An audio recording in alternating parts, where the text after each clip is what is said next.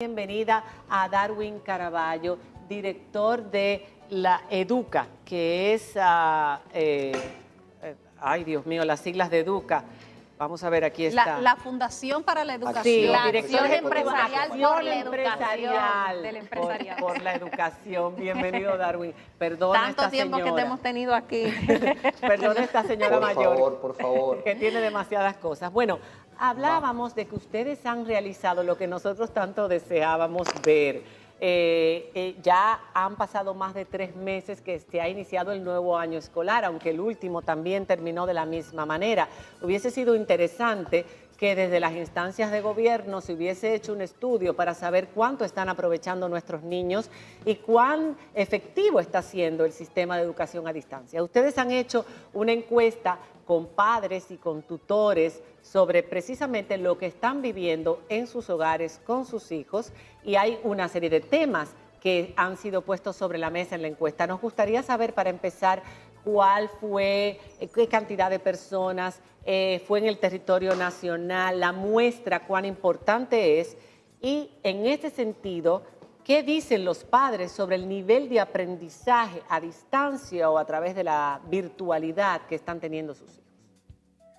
Sí, es correcto, María Cela. Nosotros teníamos la intención de medir las percepciones que la familia dominicana tenía en torno a este modelo de educación presencial y conocer cuál era su posicionamiento respecto a esta posibilidad de regresar presencialmente y de manera voluntaria a los centros educativos, por supuesto también de forma parcial, en una investigación que fue representativa a nivel nacional. El estudio está disponible en la página web de Educa, y para todos aquellos que quieran revisar la ficha técnica, obviamente representa a todo el país urbano con acceso a una línea telefónica, urbano y rural con acceso a una línea telefónica, y a padres, madres o tutores de estudiantes en la edad que abarca la oferta educativa, digamos, bajo la jurisdicción del Ministerio de Educación.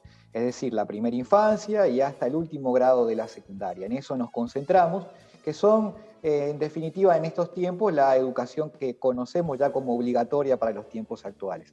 Y todo comenzó con la pregunta de decirle a la familia dominicana si, bajo el cumplimiento de estrictos protocolos de seguridad, estarían dispuestos a retornar a la escuela al menos algunas horas, algunas jornadas de la semana.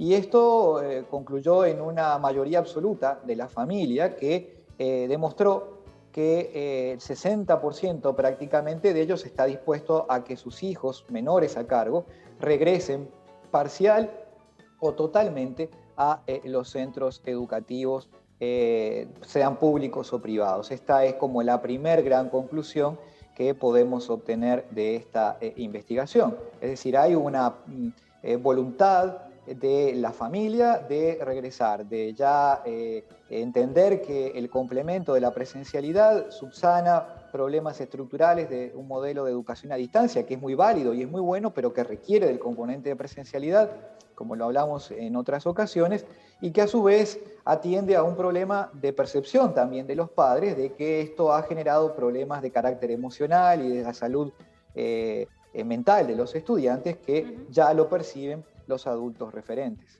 Pero Darwin, lo que preguntaba María Cela sobre el tema del aprovechamiento de las clases a distancia y de las clases virtuales, y te digo de manera anecdótica que hoy estaba yo en el salón de belleza y le pregunté a las jóvenes que trabajan ahí, que tienen niños pequeños, casi todas, que si estaban estudiando los niños a distancia, si estaban usando el cuadernillo, me decían que sí, y yo les preguntaba que si había algún inconveniente, y lo que me reportaban todas es que ellas no entienden el cuadernillo, que incluso una de ellas había buscado ayuda de una profesora que le da una tutoría a su hijo, y la misma profesora tampoco entiende el cuadernillo. Entonces me gustaría saber cuál es el feedback que ustedes han recibido de los padres sobre el tema del aprovechamiento de sus hijos con las clases a distancia. Claro, absolutamente es así como tú lo estás diciendo. La gran conclusión es que en función de cómo o dónde esté asistiendo ese niño, si viene de un centro público vulnerable o de un sector privado, pero también de escasos recursos, básicamente allí termina asistiendo al uso del cuadernillo del MINER, de las clases por TV, pero tiene una deficiente acercamiento a las plataformas más interactivas, al Internet, al uso de la videoconferencia, al uso de de las herramientas interactivas. Allí Un momentito, está, perdón, Darwin. En la última de las imágenes, aquí estamos teniendo problemas para que nos coloquen las imágenes de acuerdo a lo que estamos hablando, pero son muchas imágenes de los gráficos y es importante que la gente los vea. La imagen vale más que 1000 palabras. La última de las imágenes que pusieron hace un momento es precisamente a lo que él se está refiriendo en este momento. Sí, hay muchas, si ustedes quieren, con mucho gusto puedo comentar eso que están allí. Bueno, ahí 1 de cada 3 padres reporta que sus hijos están peor que antes, que la pandemia. Es una percepción de la familia, pero obviamente es relevante a nuestro juicio cuando los padres entienden que desde el punto de vista emocional los estudiantes están teniendo un comportamiento en su cotidianidad, en su carácter, que los hace evaluarlos como que, bueno, que no están pasándolo bien. Hay datos muy relevantes. Yo no sé si el señor director podrá colocar una lámina que dice poca movilidad entre los sectores escolares para el año lectivo. Ahí esa es una de las láminas que yo quisiera que más pusiéramos el énfasis, porque hay hemos detectado que el 1.30% de los hogares, en el 1.30% de los hogares, hay estudiantes que antes de la pandemia estaban en clases, pero que hoy ya no lo están asistiendo. 20.000 estudiantes. Exactamente. Entonces, ¿qué quiere decir esto? Uno Pero mira y dice, bueno, pero 1.30%. 20.000 del universo que ustedes han estudiado. No, esto es representativo de todo el país. Entonces, de todo. Por eso les digo, ese 1.30 parece como algo despreciable. Uno dice, bueno, el 1.30% es algo pequeño, es algo relativamente reducido. De 2 millones y medio, un montón.